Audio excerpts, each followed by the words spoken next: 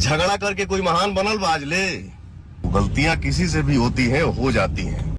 हाँ तू लखनऊ बता रहा तेरे को, अब तुम्हारा सारा वीडियो पड़ेगा मार्केट में। पवन सिंह और निर्भय प्रताप। तो गाइस मैं आप सभी को बता दूं, पर पवन सिंह निर्भय का जो मैटर चालू हुआ था, इसको गाइस मैं बता दूं लोगों ने बहुत ही हल्के में ले लिया था, जिसकी वजह से आज ये सामने आ रहा है। जैसे कि काला ओढ़नी पवन सिंह का सुपर डुपर जो सॉन्ग है, ये रिलीज होने की वजह से एकदम जो है ये जो है भैया इनको चैलेंज कर दिए थे पवन सिंह को कि आप तुम आओ लखनऊ, हम देख ही लेंगे तुम्हें।